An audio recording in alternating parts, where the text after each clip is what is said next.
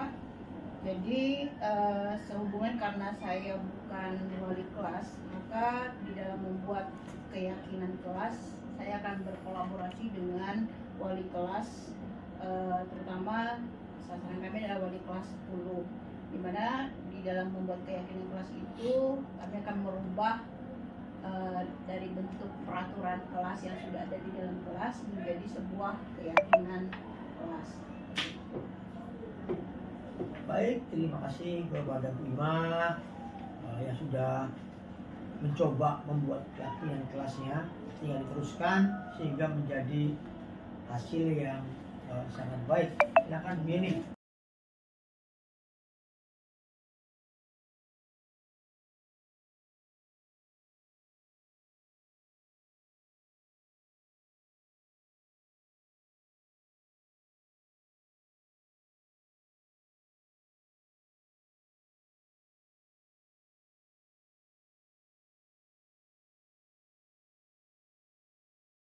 Baik, assalamualaikum warahmatullahi wabarakatuh.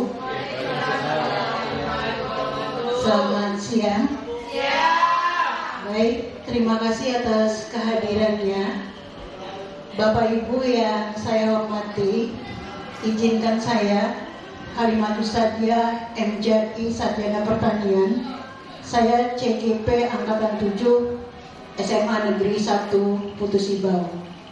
Jadi pada kesempatan ini saya melaksanakan tugas pendidikan guru penggerak, di mana kami harus mendefinisikan tentang budaya positif, yaitu materi yang sudah kami peroleh pada pendidikan guru penggerak.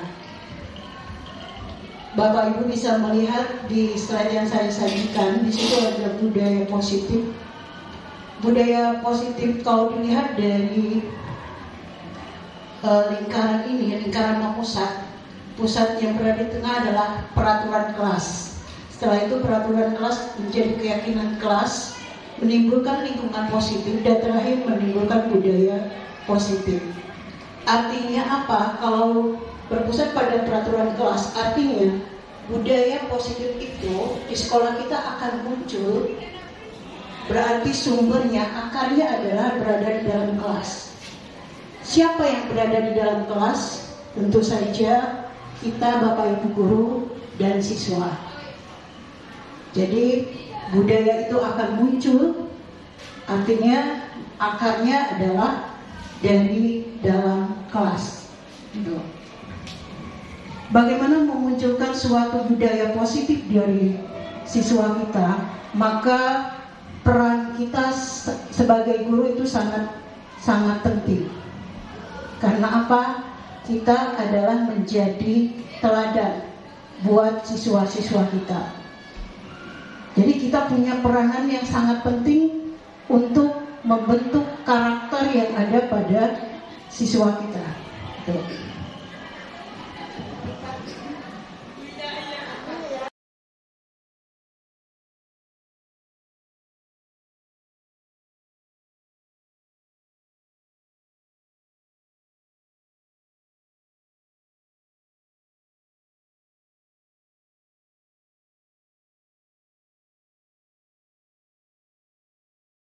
Sekolah, terus harus meletakkan barang yang dia pakai sesuai dengan tempatnya, itu peraturan yang harus mereka ikuti.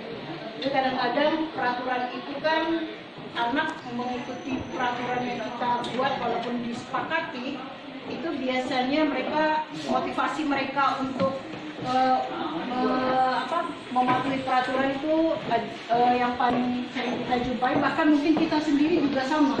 Dalam hal mematuhi suatu peraturan, biasanya kita pertama kita kan malas bersentuhan dengan hukuman, gitu ya.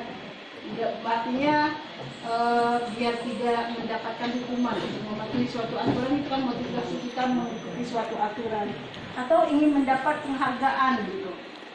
Misalkan itu yang motivasi, dapatkan penghargaan pasti dari kita. Ternyata setelah mengikuti PGP ini saya baru tahu ternyata penghargaan misalnya yang kita berikan itu juga bisa membuat karakter anak menjadi tidak baik. Penghargaan, artinya anak itu motivasinya untuk mendapatkan penghargaan. Tapi setelah itu dia sudah selesai gitu. Hanya ingin mendapatkan penghargaan, sama jika dia belajar dia hanya ingin mendapatkan nilai, selesai juga kan, tidak ada yang nyangkut dia sama sekali. Karena dia itu tadi hanya ingin mendapatkan penghargaan dan menghindari hukuman. Makanya untuk itu dibuatlah lebih ini biar muncul karakter pada diri siswa kita. Peraturan kelas ini diubah menjadi keyakinan kelas. Contohnya kayak gini. Ini kan bentuknya peraturan yang dibuat kesepakatan kita dengan siswa biasanya. Karena kita budaya itu akan muncul dari hal yang kecil dulu di dalam kelas, dan pusatnya di kelas di siswa. Peraturan kayak gini ya tadi motivasi anak untuk mengikutinya tadi menghindari hukuman dan yang keduanya mendapatkan penghargaan dari sendiri atau orang lain tanpa munculnya kesadaran pribadi dia sendiri. Dia melakukan itu atau menghindari misalnya itu bukan karena kesadaran menghargai dirinya sendiri, tapi tadi menghindari hukuman atau mendapatkan penghargaan.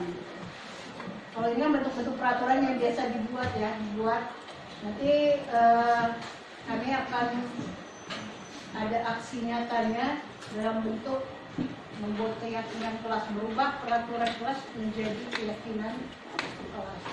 Jadi nanti kalau yang misalnya peraturan bunyinya selalu kembalikan buku ke tempatnya, maka keyakinan kelas. Jadi kalau kalimat-kalimat keyakinan kelas ini kalimatnya abstrak gitu. Ini kan abstrak sifatnya, tadinya agak susah dijabarkan, tapi itu bisa mendorong anak untuk dia memotivasi dirinya sendiri untuk melakukan sesuatu hal yang baik gitu. Dibandingkan dalam bentuk kayak ini dalam peraturan, karena mereka kan malas bersentuhan dengan peraturan kan, siswa-siswa kita. Saya yakin pun kita guru juga biasanya malas kan kalau disentuh dengan peraturan. Saya harus di sekolah harus bikin taktik guru sendiri gitu. Ada, kami SMA 1 aja mau dibuat taktik guru sendiri. Kalau saya diskriminasi budaya positif memunculkan itu, artinya untuk ini mungkin bukan proses ya, semuanya proses. Nah, selama ini selalu bersentuhan dengan peraturan, nanti lebih arahnya ke keyakinan kelas. Untuk memunculkan keyakinan kelas tadi dari disiplin positif dulu. Jadi ini kan tadi yang memotivasi ada dari hukuman terus mendapatkan penghargaan. Yang mau kita munculkan dari sini adalah dia bisa menghargai dirinya sendiri. Nah, siswa itu bisa menghargai dirinya sendiri. Di sini ada 5 posisi kontrol seorang guru. Kalau di sini ada pertama itu penghukum. Kita nanti masuk tipe untuk mengontrol diri kita tuh tipe penghukum, yang memberikan hukuman kan penghukum gitu. Terus yang ini membuat rasa bersalah. Kamu kan sudah ibu kasih tahu misalnya ini, kan membuat anak menjadi rasa bersalah. Menghukum misalnya kasih sanksi, misalnya terlambat suruh keliling lapangan, bersih WC walau tanpa ada kesepakatan kan, biasanya seperti itu. Itu tipe penghukum menurut ini ya, teori teman. Biasa kan ada yang memang dekat dengan siswanya, dia pemantau. Itu artinya mengawasi supaya yang saya adalah manajer posisi kontrol inilah yang sangat diharapkan gitu. Kita menjadi manajer, artinya bukan penghukum. Kalau manajer nanti ada di dalam manajer dia mampu mengendalikan dirinya, kita guru mampu mengendalikan diri kita. Jadi ketika kita mencapai puncak posisi kontrol manajer, itu tetap ada kalau berkor dengan posisi kontrol teman dan pemantau. Jadi kita sekarang bisa refleksi diri. Saya kadang-kadang bisa juga jadi penghukum. Kan kita refleks tuh biasanya hukum anak kan. Anak datang terlambat, kamu terlambat dari lapangan. ternyata itu tipe umum kayak gitu karena tidak ada kesepakatan. Terus dari tipe media akan memunculkan ini. Terus nanti setelah itu muncul nilai-nilai kebajikan hingga muncullah sebuah keyakinan kelas. Untuk memunculkan keyakinan kelas, kita di sini ada menangani kasus anak dengan menggunakan segitiga restitusi. Kita diharapkan sekali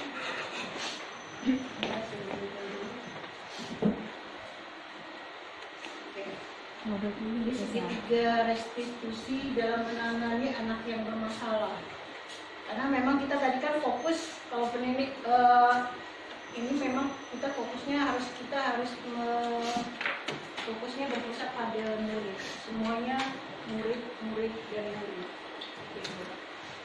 Semua apa yang kita lakukan di dalam kelas fokusnya semuanya untuk kebutuhan murid kita, melihat kebutuhannya. Memang kesannya agak berat, cuma memang itulah yang harus kita lakukan.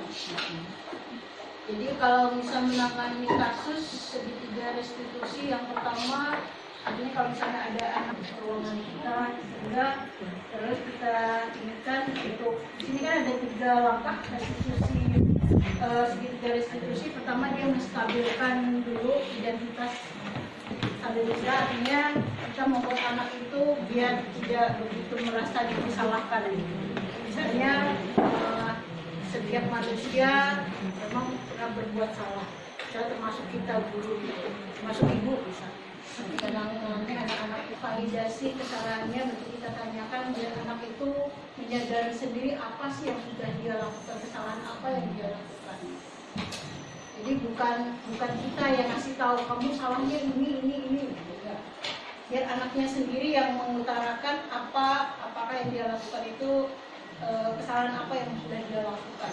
Jadi bukan kita yang bilang kamu sih, kalau kita kan, kalau saya dulu begitu manggil kamu nih gini deh, di rentetan catatannya udah ada kan gitu.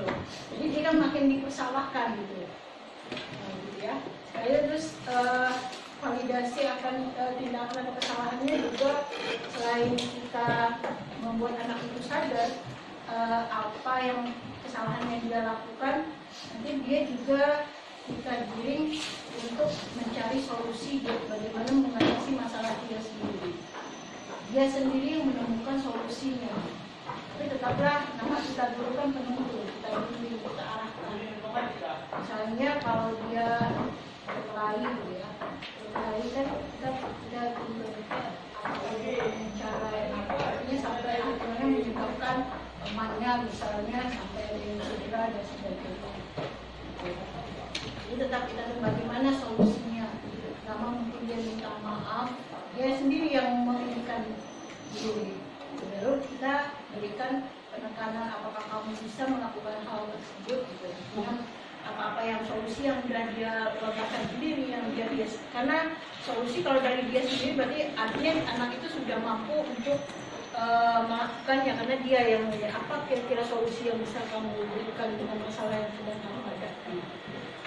Jadi baru kita guru tetap membantu siswa tersebut sehingga siswa tersebut bisa artinya menyadari kesalahannya sendiri dan dia berusaha untuk mencari solusi dan menjalankan solusi yang dia temukan sendiri.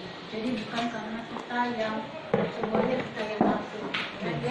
Kita tidak tahu kemampuan anak sampai kita makan. Kadang-kadang kan kita jengkel. Mohon maaf, apalagi yang punya tugas tambahan. Misalnya apalagi wakaf kurikulum. Kalau wakaf kesiswaan sih semuanya siswa. Kalau wakaf kurikulum kan dekatnya ya guru kan, berkenaan dengan proses pembelajaran, misalnya ada gurunya hari ini izin, besok izin, ini izin gitu ya.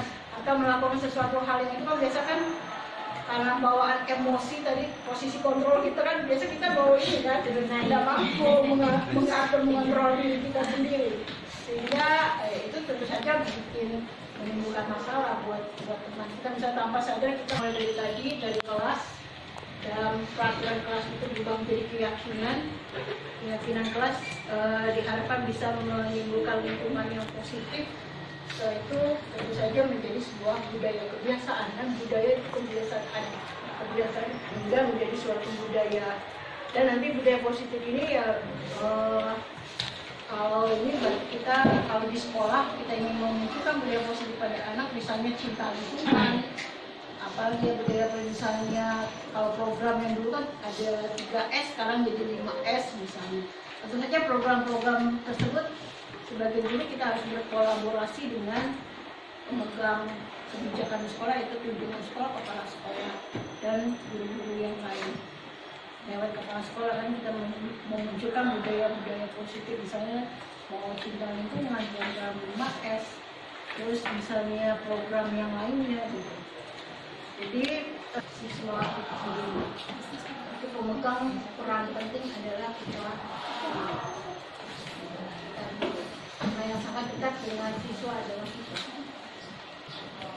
Jadi di dalam kelas supaya anak bisa melakukan sesuatu dengan kesadarannya sendiri, itu tadi yang benar-benar harus memahami kebutuhan siswa kita, bagaimana lingkungan di mana dia. Itu memang tugas agak berat.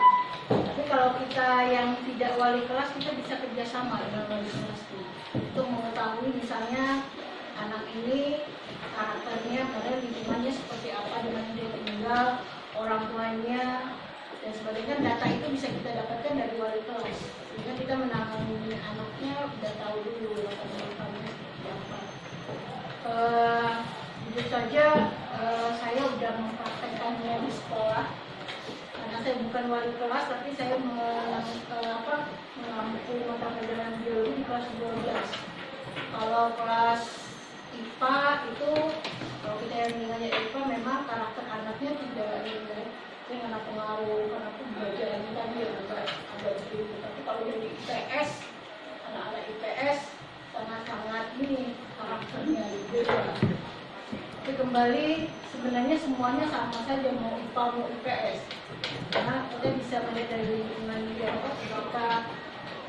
Kita di sekolah saya itu ada satu kelas IPS itu kelas 12, memang agak hampir 50%-nya anak-anaknya dikatakan bermasalah, baik yang muda maupun yang apalagi ketika kalau kita ngajarnya di jam-jam terakhir, pelajaran lintas minat biologi lagi kan. Awal-awalnya waktu saya ngajar mereka tidur semua, sama jam belakang. Jam terakhir namanya jam terakhir ya memang gitu kan. Semuanya udah ngambil posisi kayak nggak ada beban gitu. Pokoknya kembali semua di bagian belakang. Nah, kalau kita tidak jalan ke belakang tuh di bagian belakang ada yang tidur malah beralaskan dengan baleho. Dari mana dapatnya? Kalau kita kan kadang guru memang suka di depan aja kan, tidak di belakang. Saya di belakang karena di kelas itu agak spesifik, agak beda lah. Akhirnya saya coba pendekatan. Setelah saya ikut ini, kembali saya refleksi, mungkin karena kita mengajar yang tidak menarik, apalagi jam-jam siang memang kita harus agak ekstra kalau mengajar mendekati anak-anaknya, ingin dicari tahu apa sih maunya gitu kan. Memang kesannya terlalu lebay kalau kita gini kan, terlalu lebay. Kapan mikir mau ngajar, kapan mau pikir ini dan mikir harus memikirkan anak. Tapi ternyata efeknya yang saya rasakan sekarang ke belakang, alhamdulillah anak-anak itu jadi dekat, dan ketika saya itu mau mengajar semuanya sekarang yang tapi tidak sih drastis lalu semuanya jadi semangat di jam terakhir. Paling tidak dari yang 50% tadi yang tidak memperhatikan, sudah mulai dari waktu ke waktu ada peningkatan. Yang katanya susah diatur, itu kalau saya ngajar alhamdulillah gitu. Dalam pendekatan mungkin kita ingin tahu kebutuhannya apa. Terus mereka sengaja saya suruh mempelajari biologi hanya baca satu halaman saja, satu lembar, terus suruh mereka menuangkan di kertas, terserah mau mereka menjelaskan apa yang memahami apa yang mereka baca dengan gaya mereka sendiri. mau dia buat gambar, kalau yang hobi bisa main bola gitu kan, bikin abang bola, terserah, pokoknya sesuai dengan kemampuan. Karena saya udah menanamkan ke mereka, kalian yang buat, kalian yang paham apa yang kalian kerjakan. Jadi ketika presentasi juga anak kan malas tuh presentasi, apalagi kalau mohon maaf kalau anak-anak yang kategorinya pintar itu kalau disatukan dengan anak-anak yang kemampuannya agak rendah kan kadang nggak mau. Mereka maunya ngomong sama-sama dia juga ya kalau bisa hasil presentasinya bagus gitu kan. Karena semuanya ngumpul dalam satu kelompok. Tapi akhirnya saya pecah bagi. Terus setelah mereka saya bagi dengan yang berbeda-beda gitu ya, berbeda-beda ininya, terus saya setiap orang itu mau bisa mempresentasikan hanya ketemu pada satu orang. Hanya ketemu pada satu orang untuk menyampaikan. Ini saya setiap anak dikasih materi kecil kan dari kelompok, suruh ketua kelompoknya balik. Ketua kelompok. Assalamualaikum warahmatullahi wabarakatuh. Dalam kegiatan diseminasi ini yang telah saya ikuti, saya sangat senang sekali. Dalam hal di mana diseminasi ini, ya, guru di sini bisa berperan sebagai seorang manajer. Manajer dalam artinya di situ bahwa guru bisa merangkul, bisa memahami, bisa mengerti tentang kondisi siswa. Sehingga siswa di sini perannya tidak merasa dia bersalah, dia dihakimi, atau dia merasa dia tidak disenangi. Untuk itu, cara yang paling tepat lagi untuk mengatasi itu bisa menggunakan ya segitiga restitusi.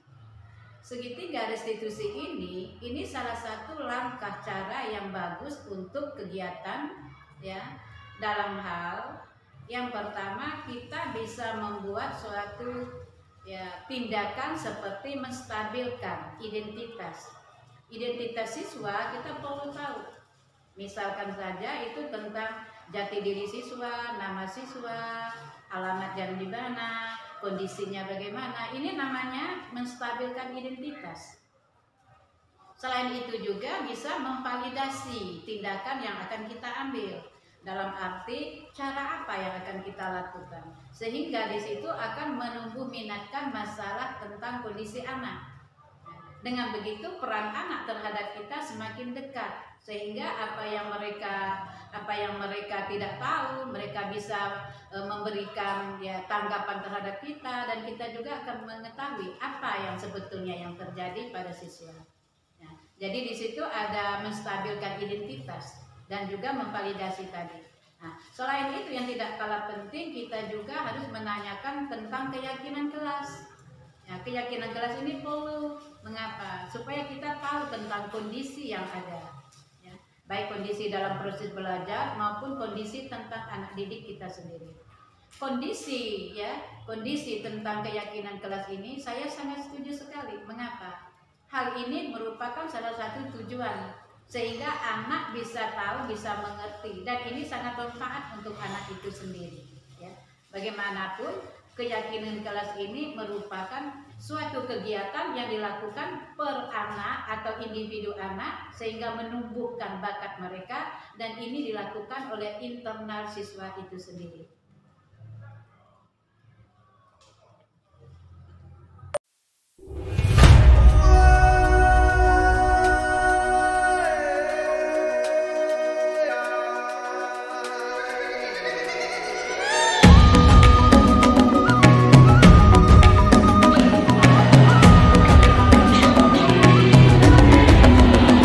Bangun dan bukalah matamu, saatnya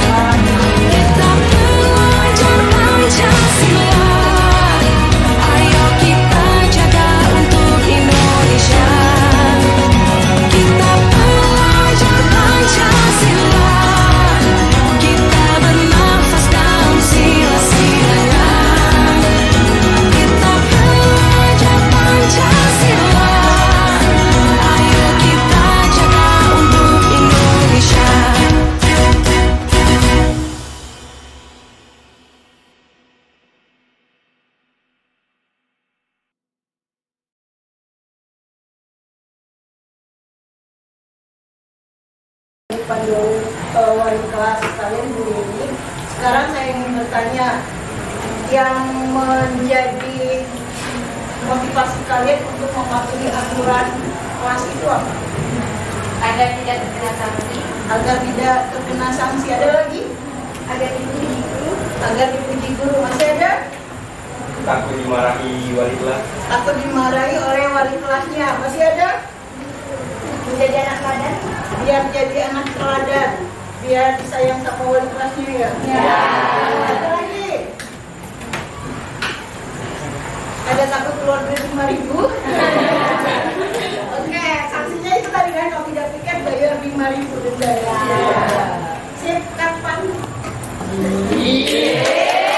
Tadi kalian sudah menuliskan keyakinan yang ada pada diri kalian sesuai yang mungkin sebagai sebuah kan yang kalian yakin kalian akan melaksanakan dan ini akan mengamalkan kepada semua yang kalian lakukan yang kalian tulis nanti disimpulkan karena kalau tidak sesuatu kalimat yang kalian banyak mampu melaksanakannya kalian percaya dalam dan kalau kalian bisa melakukan ini bisa bantu saya di silakan tuliskan apa yang bisa kalian lakukan untuk kelas kalian Ya, pertama adalah sesuai dengan kemampuan ini dan tepat waktu, pikir sesuai jadwal, kemudian menanam kepercayaan pada diri dan jawaban yang diisi. Sudah dapat data semua? Data ya, sekolah tepat waktu yang mana? Juga termasuk adalah komitmen. Ya, membuang sampah pada tempatnya. Di sebelah sana tidak? Ya, itu aja. terus selanjutnya Selanjutnya adalah menjaga kebersihan kelas. yang bisa Nah, ini satu juga menjaga kebersihan kelas. kalian mampu melaksanakannya dan karena Melaksanakan tiket sesuai giliran. Nah, ini juga menjaga kebersihan kelas, menjaga kebersihan, menjaga kebersihan. kalimat yang kalian yakin kalian mampu melaksanakannya Ya, menjaga kebersihan. kalian sendiri kalau kalian Nah, yang ini tadi termasuk komitmen ya, yaitu melaksanakan tiket sesuai jadwal yang telah mengerjakan tugas kelas. Silakan. dan apa yang bisa kalian yakini berikutnya Adalah menghormati dan menghargai guru beserta sesuai teman dengan di kelas. kemampuan masing-masing. Nah, ini menjaga hubungan dengan guru, hubungan baik. Sudah dapat kertas stempel semua? Oke ya.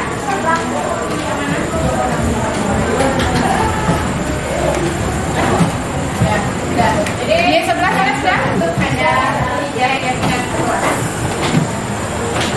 Baik, jadi keyakinan yang sudah sesuai yang bisa kalian lakukan yang kalian yakin kalian dalam menjaga kebersihan kelas kalian juga olahraga menghormati dan menghargai kalian dan tujuan kita adalah sesuatu kalimat yang kalian yakin kalian mampu melaksanakan dan kalian bisa laksanakan percaya dengan kalian jadi kalau kalian bisa melakukan segala sesuatu yang